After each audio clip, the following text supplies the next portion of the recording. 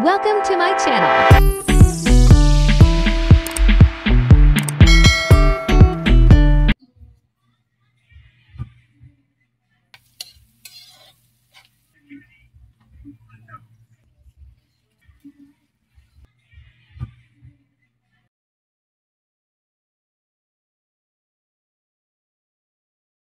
Ayan nga guys, sa isang malinis na kawali, maglagay lang tayo ng mantika. Hindi naman kailangan i-deep fry ang ating tangigi dahil madali lang ito maluto. Yan guys, mag-ingat lang po tayo para hindi tayo matalsikan.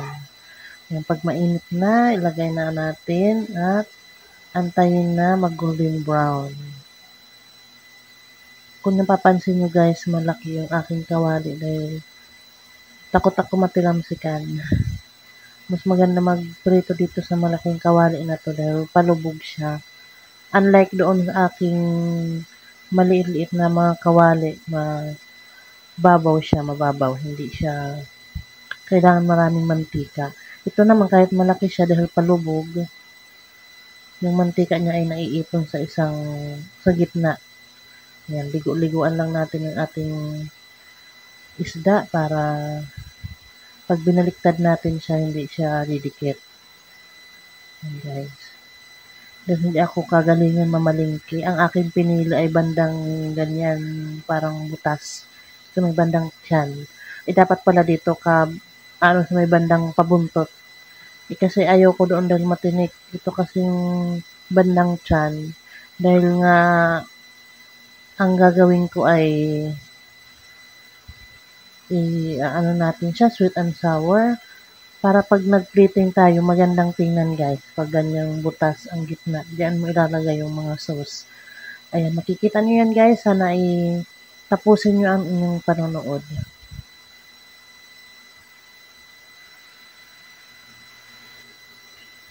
Antayin lang natin na mag-golden brown. Huwag masyadong tostado guys para hindi naman mahirap tanggalin yung mga tinik pag kinain natin mamaya. Dahil ang isdang tanigi ay hindi siya madali siyang maluto. Hindi siya matigas na isda, malambot siya. Malaman na malaman siya. Yan, magpiprepare lang ako ng iba nating mga ingredients habang pinipirito natin yan. Yan, handa ko na yung ating white onion, ang ating carrots, para may konti siyang gulay. At syempre ang ating bell pepper. Kung pihikan ang inyong mga anak guys, pagdating sa ulam, hindi nila ito mahihindian. Dahil nga manamis-namis siya. At syempre masarap ang ating isdang tangigi. Yan, nabubudol ako dito sa tangigi. Sa Bisaya kasi ang tangigi ay tanigi. Kung bigkasin namin doon.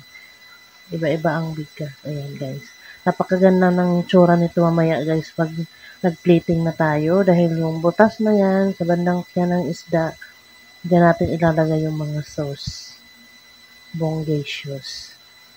Kaya kung pihikan ng inyong mga anak ay mapapakain sa kulay pa lang, sa plating ng ating ulam. Kadalasan naman ang mga bata ay naaakit sa pagkain depende sa kanilang paningin. Siyempre, sweet and sour, mayroon siyang mga makukulay na gulay. Gaya ng ating carrots, bell pepper, at siyempre ang ating white onion. At pag nakot na yan siya ng sauce, napakasarap guys. Bihira ang mga batang hindi kumakain ng sweet and sour na fish.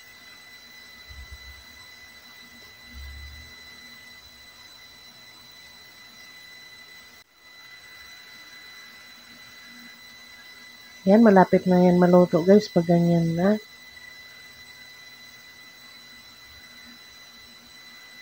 At kahit anong okasyon ay pwede ito panghanda guys. Ito yung paborito namin handa. Birthday, sweet and sour. Birthday, lalo na pag New Year. Nagluluto kami ng ganitong isda.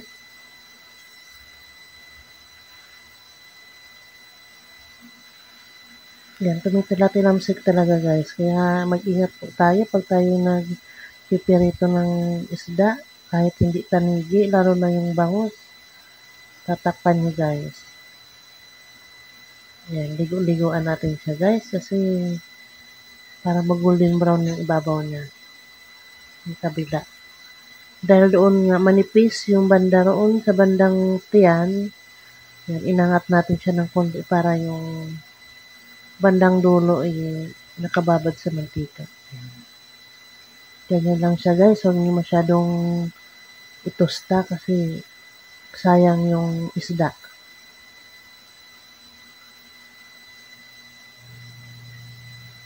Ayan na. Takot talaga ako pag nagpipirito ng isda dahil tumitilamsik.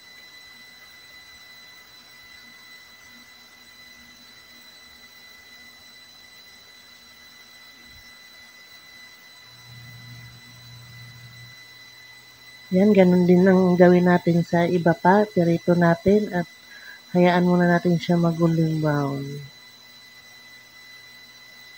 Sa mga baguhan na hindi pa kagalingan magluluto, pwedeng-pwede niyo pong panoorin ang aking mga video kung paano magluto ng mga basic na mga lutong bahay.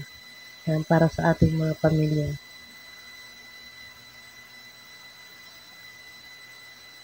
Mag-ingat lang po tayo guys, talaga sa pagbabaliktad pag nagpipirito tayo. Ang ganda-ganda ng kulay. Yan, 3 hiwa lang yan guys, halos 1 kilo na yan, malalaki kasi siya.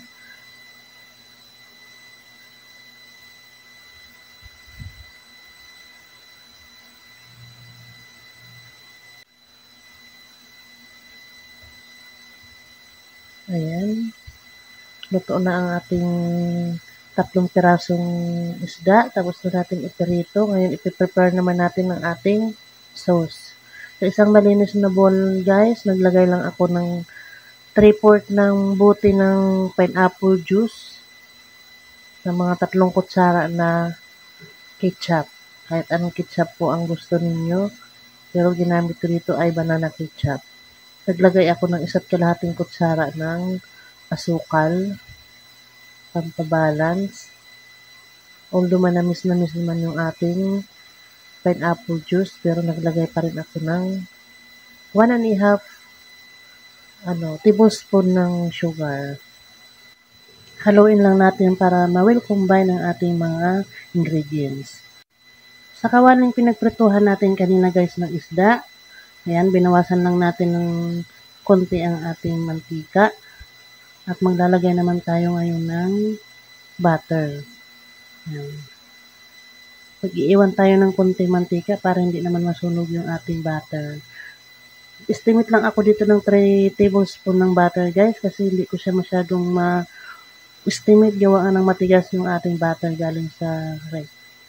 Yan, nagdagdag lang ako ng konting mantika. Yung mantika guys na gamit natin yung pinagprituhan yung ating isda. Nandun din ang lasa nun. Ayan guys, pag tunaw na nga ang ating butter ay ilalagay naman natin ngayon ang ating bawang.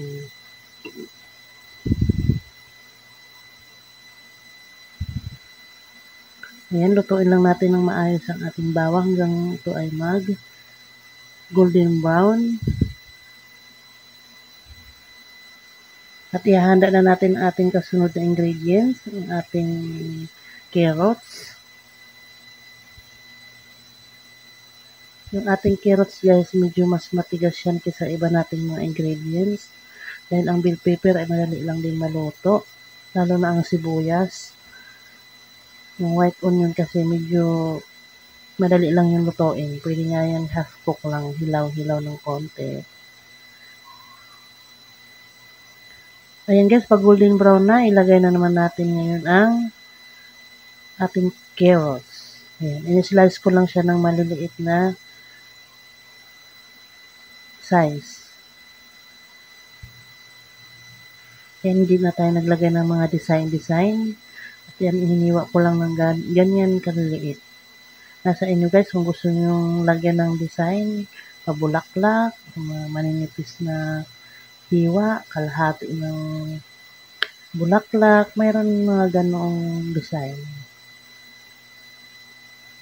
Ako ay simple lang ang aking pagkahiwa. At yan na nga guys, hayaan lang muna natin siyang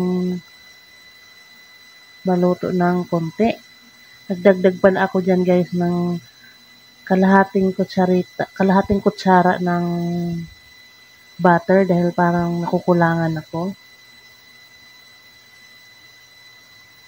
Siguro yung 1/4 ng butter guys, yung maliit na slice, ay magkakasya sa isang lutuan ng sauce. Mas masarap kasi guys pag maraming butter. Nakakapagdagdag siya ng aroma at syempre masarap ang lasa ng ating sauce.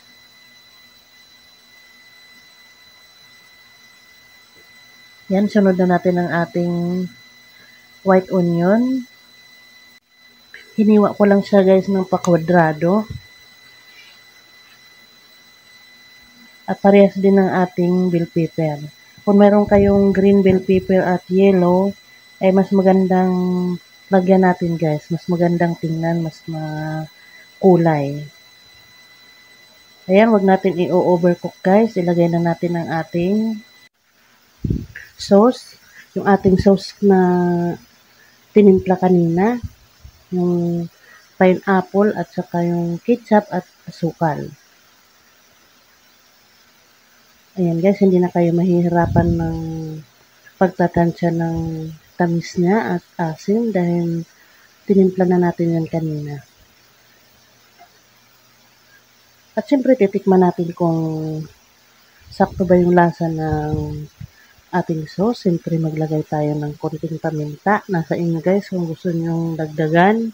Kung mayroon kayong extra na garlic powder or onion powder, pwede nyong lagyan. Dahil wala ako noon, ay maglalagay lang ako ng konting asin para mabalance yung pampabalance ng lasa ng ating sauce.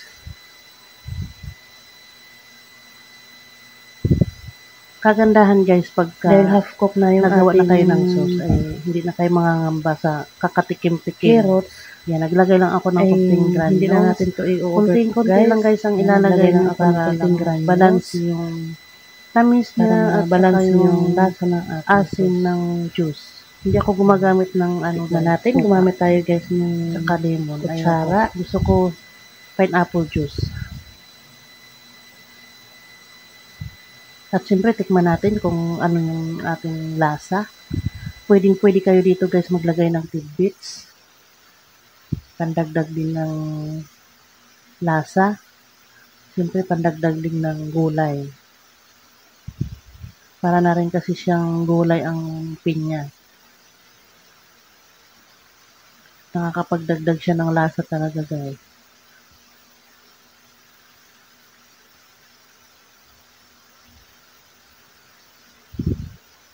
Yan, tikman ulit natin siya. Kung sakto na sa panlasa nyo guys, ay pwede na.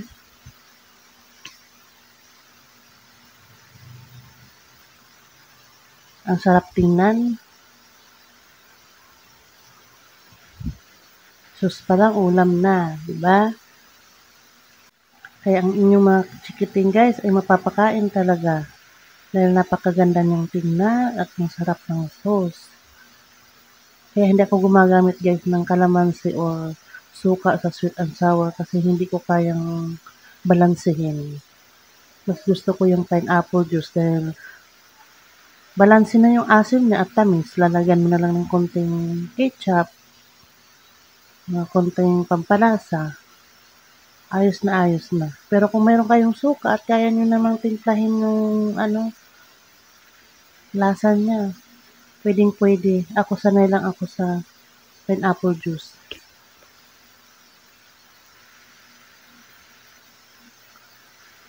Ayan guys, hayaan lang muna natin siyang ma-absorb yung mga ingredients natin dyan, yung ating sauce. para magkalasa yung ating isda. At siyempre yung sauce niya, magkaroon din siya ng lasa ng isda.